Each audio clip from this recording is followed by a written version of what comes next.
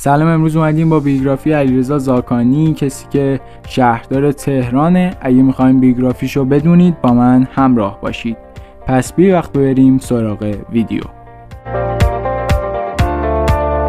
علیرضا زاکانی زاده 12 اسفند سال 1344، سیاستمدار اصولگرا و مدیر ارشد اجرایی ایرانی است که از سال 1400 به عنوان 47مین شهردار تهران فعالیت می‌کند. او همچنین از سال 1402 دستیار رئیس جمهور است. زاکانی نماینده قم در دوره 11 مجلس شورای اسلامی تا 23 مرداد 1400 و رئیس مرکز پژوهش‌های مجلس شورای اسلامی از 1 مرداد 1399 تا 23 مرداد 1400 بوده است. او همچنین عضو هیئت علمی دانشگاه علوم پزشکی تهران و رئیس پیشین سازمان بسیج دانشجویی هم بوده و در وقایع 18 تیر 1378 و حمله به کوی دانشگاه تهران حضور داشته است. وی عضو شورای عالی جمعیت هلال احمر نیز بوده است. او نمایندگی تهران در دوره‌های 7م، 8م و 9م مجلس شورای اسلامی و ریاست کمیسیون ویژه بررسی برجام را بر عهده داشته است. او دارای فعالیت مطبوعاتی بوده و علاوه بر 2 دوره عضویت در هیئت منصفه دادگاه مطبوعات، صاحب وبسایت خبری جهان نیوز و هفته‌نامه پنجره است. زاکانی برای ریاست جمهوری در سال 1392 و 1396 نامزد و توسط شورای نگهبان رد صلاحیت شد. اما در انتخابات 1400 و 1403 توسط شورای نگهبان تایید صلاحیت شد. او در 17 مرداد 1400 از سوی شورای شهر تهران به عنوان شهردار تهران انتخاب شد و پس از صدور حکم در 11 شهریور آغاز به کار کرد. زاکانی در 12 اسفند سال 1344 در محله اتابک لرزاده از حسین زاکانی و فاطمه کرنداوی به دنیا آمد و در همین منطقه نیز دوران کودکی و نوجوانیش را سپری کرده است. پدرش از لوطی‌ها و داوران کشته ایران بود که پس از بازنشستگی عضو ستاد برگزاری مراسم بزرگداشت غلامرضا تختی شد. پدر بزرگ مادری زاکانی از اهالی تبریز است. جد مادریش اهل کاشان و اجداد پدریش نیز در روستاهای شمالی تهران، زایگان و لالان زندگی می‌کردند. زاکانی در سال 1362 همزمان با حضور در جنگ ایران و عراق و مجروحیت از ناحیه دست، پا و گردن مدرک دیپلم خود را گرفته است. او درباره انتشار کارنامه تحصیلیش در دوره دبیرستان که در چند درس نمره خوبی کسب نکرده در فضای مجازی گفته است: بنده در دوران دبیرستان هیچگاه نمراتی را که ذکر کرده اید نداشتم و تنها در سال 62 2 تا تجدیدی دارم، زیرا بنده سال 62 تا 63 اردیبهشت ماه در جبهه بودم و تنها 7 روز بدون معلم درس خواندم و در طول تحصیل هم به علت حضور در منطقه عملیاتی ترک تحصیل تلقی شده بودم و آن 2 درس هم مدتی بعد امتحان دادم و قبول شدم. 62 ماه حضور داوطلبانه در جبهه‌ها، شرکت در 15 عملیات بزرگ و جانبازی 50% در کنار حضور در ستاد جنگ‌های نامنظم، لشکر 27 محمد رسول الله و لشکر 10 سید شهدا و قرارگاه‌های جنوب و غرب از دیگر سوابق او در دوران جنگ ایران و عراق بوده است.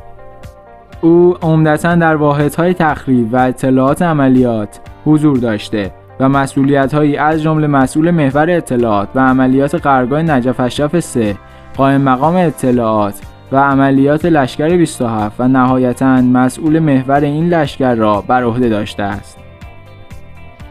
او در یکی از دبیرستان‌های شرق تهران واقع در محله نارمک جنوبی به نام دبیرستان دانشمند تحصیل کرده است. پس از پایان جنگ او در رشته کارشناسی دستیاری کودکان پذیرفته شد و همان ترم‌های نخست با تغییر رشته به دکترای حرفه‌ای پزشکی هسته‌ای تخصص گرفت. درباره مدرک تحصیلی او نیز شایعاتی وجود داشت و یک وبسایت خبری بامداد با انتشار تصویری اعلام کرد که علیرضا زاکانی در دوره تحصیل خود 3 ترم مشروط شده است. همچنین این سایت اشاره می‌کند که در دوران متوسطه نمراتی مثل 2.25 برای درس ریاضی و 3.5 برای درس شیمی در شهریور سال تحصیلی 1362-63 دارد و در دوران دانشگاه نیز با ارتباطات توانسته است که تغییر رشته از کارشناسی دستیار کودکان به دکترای حرفه‌ای پزشکی هسته‌ای بدهد. او در این باره نیز گفته زیل همان نامه منتشر شده در بامداد نوشته شده بود که 2 ترم از این 3 ترم از مشروطی در آمدم که دلیل آن تأخیر در اعلام نمرات بوده است که هنوز این چنین مشکلاتی برای دانشجویان رخ می‌دهد و نکته دیگر آنکه آن 1 ترم هم به آن دلیل مشروط شدم که مجبور بودم در کنار درس و مسئولیت بسیج دانشگاه برای تامین خرج زندگی 11 ماه از سال با ماشین کار کنم. او همچنین در مورد تغییر رشته از دستیاری کودکان میگوید که به علت جراحات موجود تغییر رشته از کارشناسی دستیاری کودکان به دکترای حرفه‌ای پزشکی با تخصص پزشکی هسته‌ای را با تأکید مسئولان دانشگاه علوم پزشکی تهران انجام داده است. همسر علیرضا زاکانی معصومه پاکتچی است. پاکتچی دارای تحصیلات سطح 3 حوزه علمیه می باشد که سالیان متمادی در مدیریت حوزه‌های علمی استان تهران مشغول به فعالیت می باشد.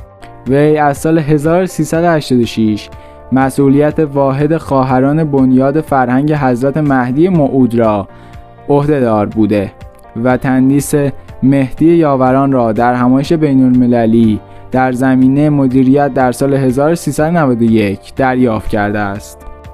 زاکانی دارای 3 فرزند دختر به نام‌های طیبه، مریم و زینب است. دختر اول او در دوره دبیرستان و 2 دختر بعدی پس از ورود به دانشگاه ازدواج کردند. رسانه‌های متعددی در باب تحصیل دختر علیرضا زاکانی و تولد نوه وی در سوئیس منتشر کردند. مریم زاکانی برای دریافت مدرک فوق لیسانس خود در رشته علوم انسانی دیجیتال به دانشگاه اکول پلی‌تکنیک فدرال لوزان رفت. او هنگامی که مشغول به تحصیل در ترم دوم فوق لیسانس بود، فرزندش را به دنیا آورد. به همین دلیل گفته می شود که نوه زاکانی 2 تابعیتی است. زاکانی در واکنش به این خبر اطلاعیه ای را از ستاد خود منتشر کرد که دختر وی هیچ گونه بورسیه تحصیلی از داخل و خارج ایران دریافت نکرده و هیچ تعهدی نسبت به دانشگاه و کشور محل تحصیل ندارد. فقط به جهت سابقه ممتاز تحصیلی در این دانشگاه به صورت رایگان مشغول به تحصیل شده است. آفتاب یزد در واکنش به این خبر نوشت دانشگاهی که دختر زاکانی در آن تحصیل کرده تحت حمایت دولت فدرال سوئیس است و این دانشگاه با وجود دولتی بودن در مقاطع لیسانس و فوق لیسانس مقداری شهریه از دانشجویان خود دریافت می-کند. این دانشگاه ترمی حدود 800 فرانک شهریه از دانشجویان دریافت می-کند، یعنی برای 4 ترم شهریه دانشگاه حدود 320 فرانک می باشد. زاکانی عضو هیئت علمی دانشگاه علوم پزشکی تهران و دانشیار پزشکی هسته‌ای است و در بیمارستان امام خمینی و مجتمع درمانی ولیعصر مشغول به طبابت است. او پیش از این در زمینه پژوهشی رادیوداروها نیز فعالیت بسیار مختصری داشته است. خیلی ممنون که این ویدیو رو تا آخر دیدین. اگر از اینجور ویدیو خوشتون میاد کانال من سابسکرایب کنید، زنگوله بغلش هم بزنید که هر ویدیو گذاشتم بفهمید. اینستاگرام و توییتر و تلگرام من هم بالای صفحه هست، اونها هم میتونید دنبال کنید. و اگر از این ویدیو خوشتون اومد ویدیو رو لایک کنید. خدا نگهدار.